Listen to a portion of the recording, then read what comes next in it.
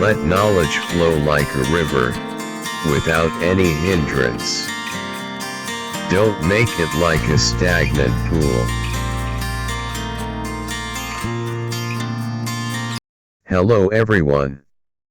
I'm PS Chatterjee, and welcome to my channel. Today's video is titled Excel for IS456 Beam Design, Solving Shear Stress Problems, Part 3. I hope you've already watched the first and second parts of this video series. If not, please do watch Part 1 and Part 2 to get a good grasp of this video.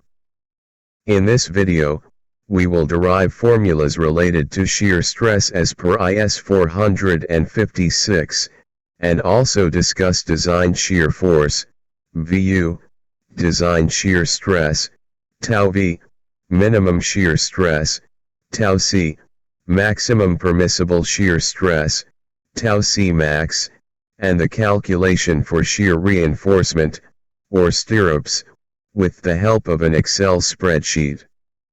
This is the second in a series of DIY projects for civil engineers.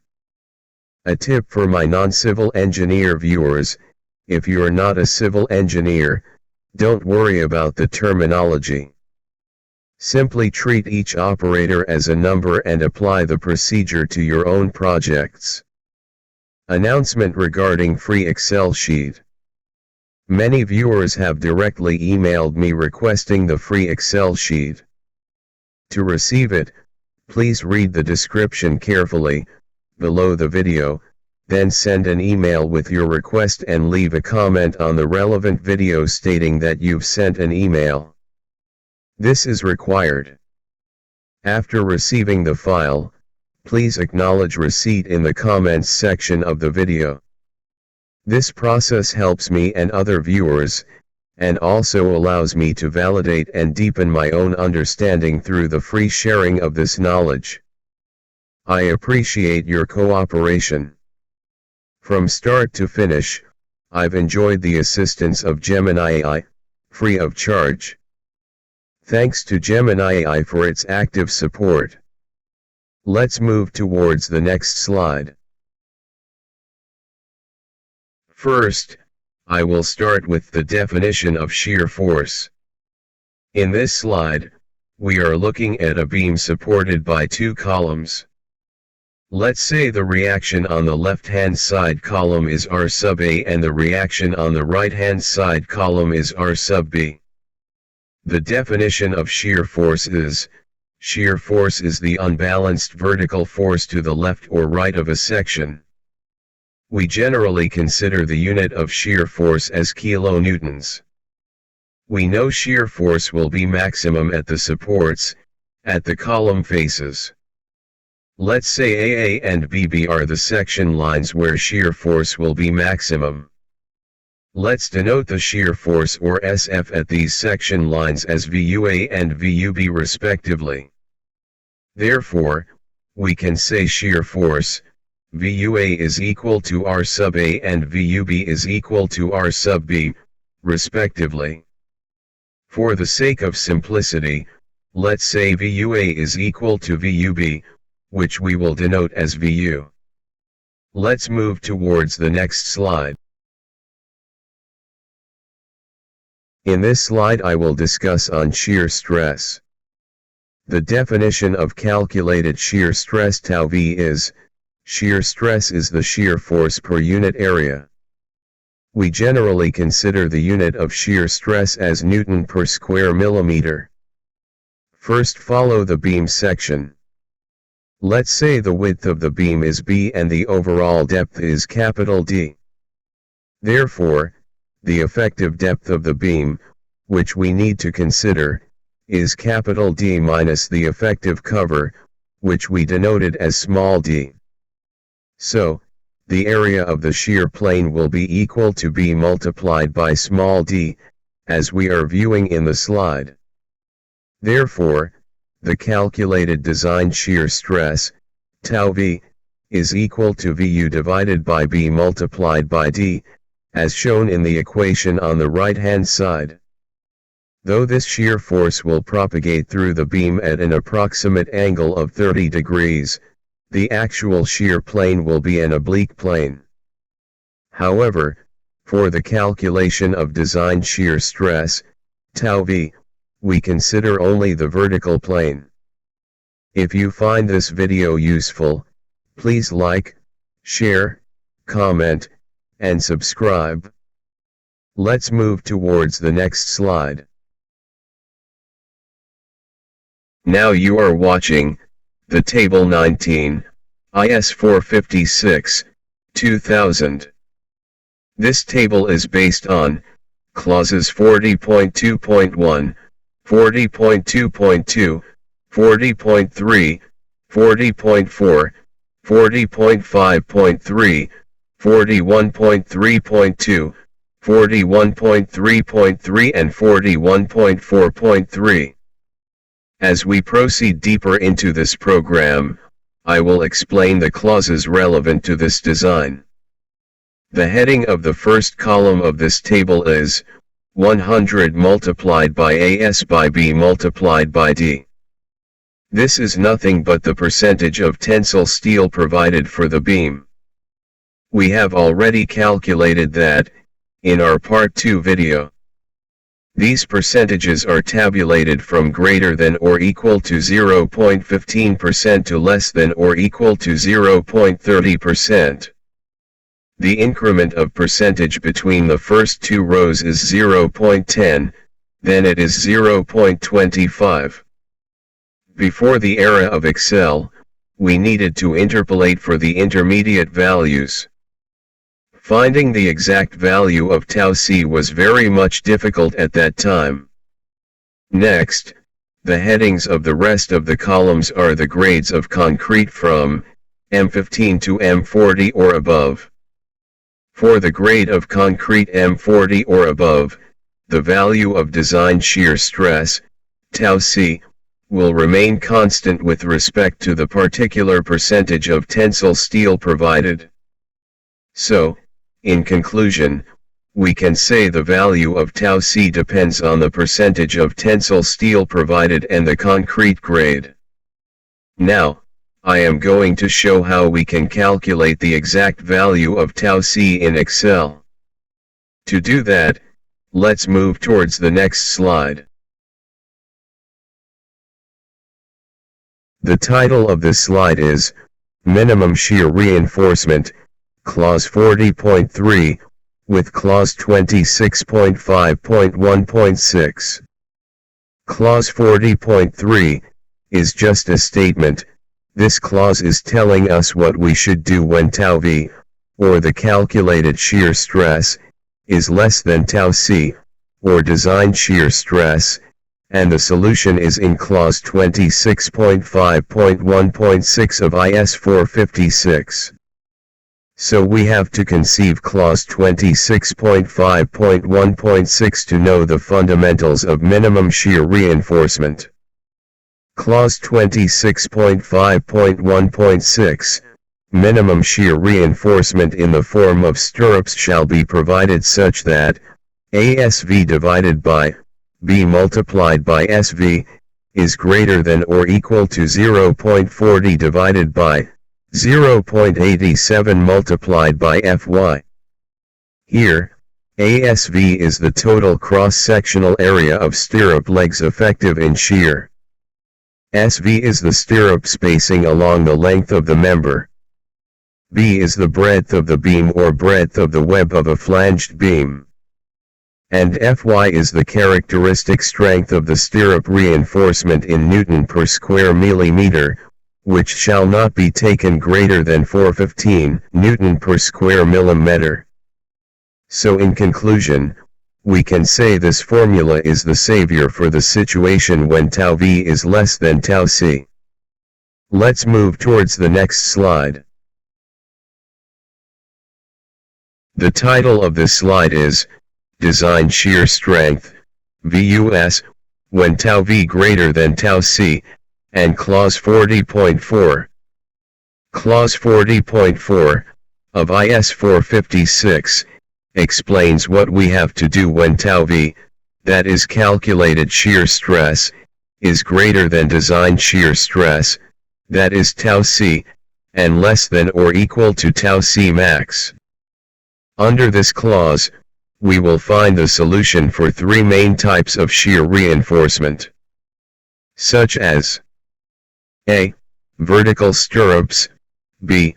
Bent up bars along with stirrups, and c. Inclined stirrups. In this episode we are focusing on vertical stirrups only.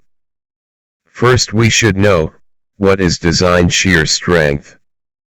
Say during the shear design, we reached a situation, when the value of our calculated shear stress tau v, is greater than design shear stress tau c, but less than tau c max. We already came to know, we have to provide nominal stirrups and its formula, when calculated shear stress tau v, is less than or equal to design shear stress tau c. Here we have to calculate the difference in the shear forces by considering shear force Vu and tau c into B into D. So we can say, Vus minus tau c, into B into D. After getting the value of Vus, we have to put that value in the suggested formula of IS 456, Vus, equals to, 0.87 into Fy, into ASV, into D, by SV. Here, Fy, is the characteristic strength of the stirrup reinforcement in Newton per millimeter square, which shall not be taken greater than 415, Newton per square millimeter. ASV, is the total cross-sectional area of stirrup legs effective in shear within a distance SV. SV, is the spacing of the stirrups along the length of the member. D is the effective depth of the beam. Now if we know the bar diameter and number of legs of the stirrups, we can easily find the spacing of the stirrups. Then, ASV, equals to pi by 4 square of, bar diameter into number of bars. Let's move towards the next slide. The title of this slide is, Table 20, Maximum Shear Stress, Tau C Max, Newton per square millimeter, Clauses 40.2.3, 40.2.3.1, 40.5.1 and 41.3.1. Clause 40.2.3, with shear reinforcement, under no circumstances, even with shear reinforcement, shall the nominal shear stress in beams, tau v, exceed tau c max, given in Table 20. In Table 20, we are watching two rows, and in the first row, we are watching the grades of concrete, from M15 grade of concrete to the grade M40 and above. In the second row, we are watching the corresponding value of tau c max. Clause 40.2.3.1, for solid slabs, the nominal shear stress shall not exceed half the appropriate values given in Table 20. This clause is not applicable for the beam. Clause 40.5.1, is under Clause 40.5, enhanced shear strength of sections close to supports. Instead of reciting the clause, I am trying to explain this clause by numerical calculation. Let's talk about shear failure in beams without stirrups, especially near supports. Usually, these failures happen along a diagonal crack around 30 degrees. Now, if a beam section we're looking at, let's call it section XX, is really close to a support, like within twice the effective depth D. Say the distance of the section line from the column support is AV. AV equals D divided by tangent of 30 degrees, which is D divided by 0.577, closely approximately equals to 1.733 multiplied by d.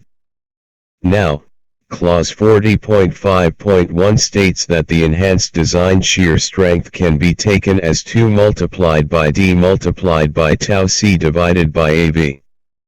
If we substitute the value of AV we just calculated, K multiplied by tau c equals 2 multiplied by d divided by 1.733 multiplied by d multiplied by tau c, which is closely approximately equals to 1.154 multiplied by tau c.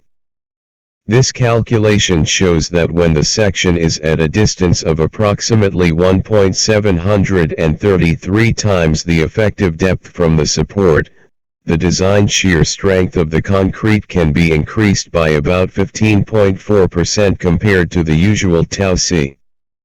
However, it's important to remember two things. This is just one specific scenario. Clause 40.5.1 applies to sections closer than 2D to the support. The enhancement factor will change as AV changes. Under no circumstances, the enhanced shear strength can be greater than the tau c max values that we saw in Table 20. We cannot exceed those maximums, no matter how close to the support the section is or what this formula gives us. So, this numerical example helps illustrate the potential increase in shear strength near the support based on the clause's formula, but we must always stay within the code's limits and understand the general principle. In actual practice, generally, we do not consider these enhancements in the tau c value. Since we are not considering this enhanced value of tau c, the value we ultimately use in our design will be less than the potentially enhanced value. This leads to a more conservative design and a structure that is inherently safer with regards to shear failures near supports. Therefore, while the code allows for this enhancement under specific conditions, many engineers prefer to do this mistake in safe side, on the side of caution, and neglect it in their routine calculations. Now clause 41.3.1. This section deals with something called equivalent shear, which comes into play when we have torsional moments acting on our beam. However, for today's discussion, we're keeping things a bit simpler and focusing on standard shear. Since we don't have any twisting forces, TU, in our current scenario, we'll skip the details of this clause for now to keep our focus clear. We can always dive into torsion and equivalent shear in a future session. Let's move towards the next slide. Now, let's take a look at the equation for calculating the design shear stress, denoted as tau c. You can see the formula right here. Tau c is equal to 0.85 multiplied by square root of 0.8 multiplied by FCK multiplied by the quantity of the square root of 1 plus 5 multiplied by beta minus 1, all divided by 6 multiplied by beta. Let's break down what these terms mean.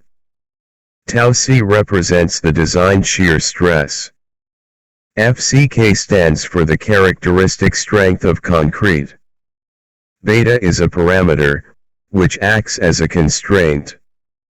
The formula for calculating beta is given as 0.80 multiplied by FCK, all divided by 6.89 multiplied by PT. Importantly, beta must be greater than or equal to 1. If your calculation gives you a value of beta less than 1, you should always use 1 in the tau c equation. Finally, PT represents the provided percentage of tensile steel for design that we have already calculated in the part 2 of the series. It's important to note that these formulas and further detailed tables to help with these calculations can be found in standard design resources, such as the Design Aids for Reinforced Concrete to IS 456-1978, also known as SP16. These design aids provide pre-calculated values and tables that can significantly simplify the design process.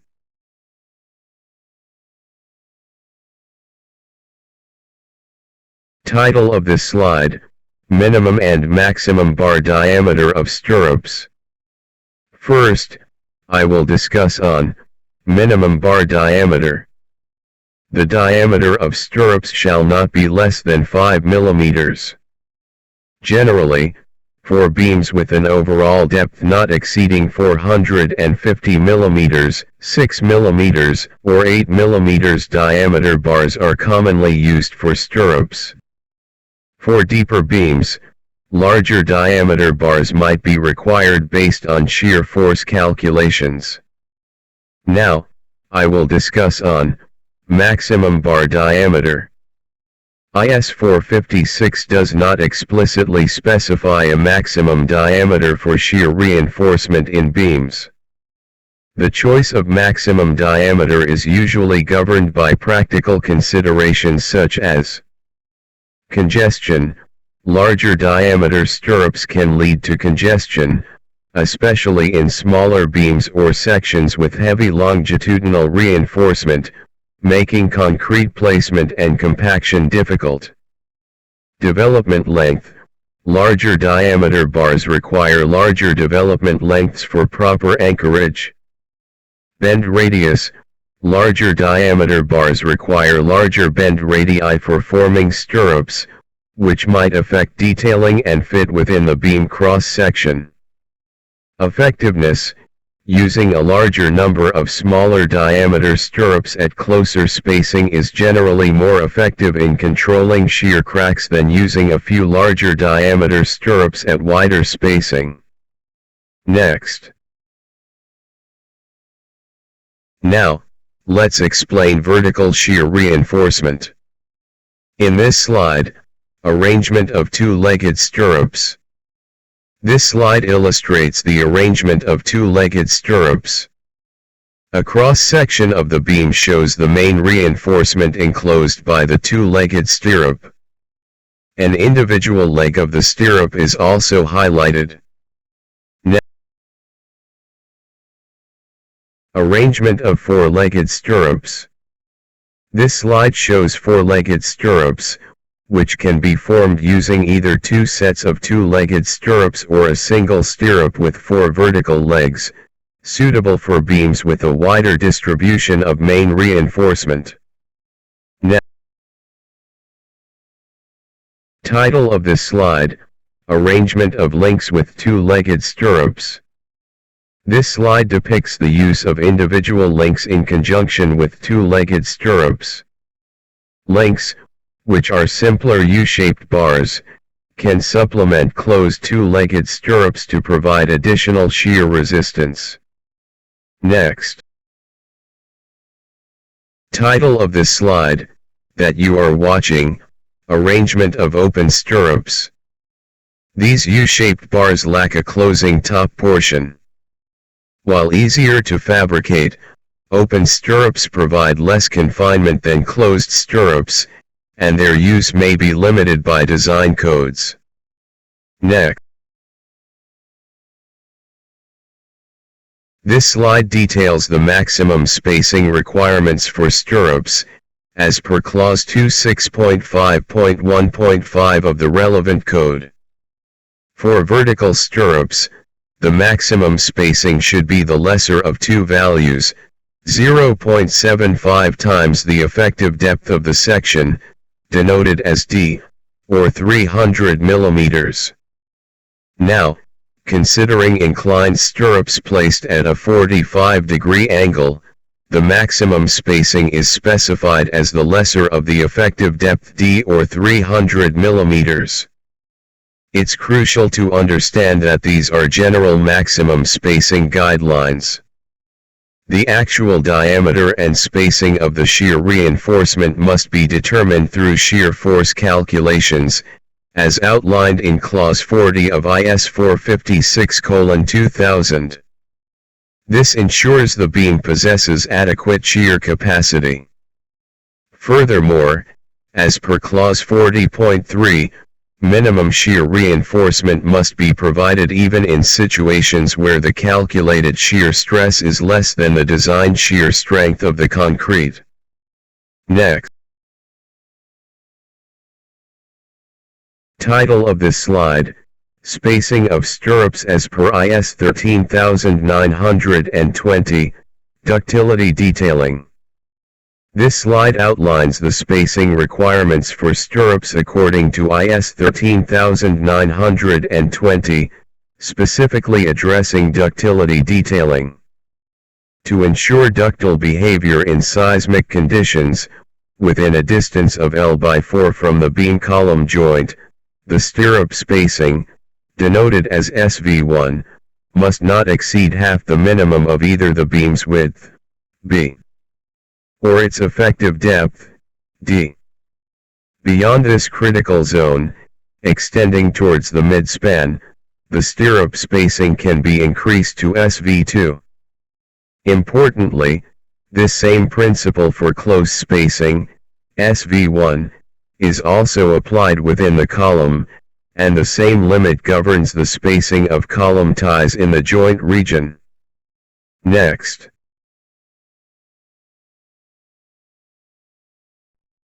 Alright, that wraps up part 3 of our series on understanding shear stress problems in IS 456 beam design. In this video, we've laid the foundational knowledge by walking through the key concepts and principles involved in calculating and addressing shear stress in reinforced concrete beams as per the Indian standard IS 456.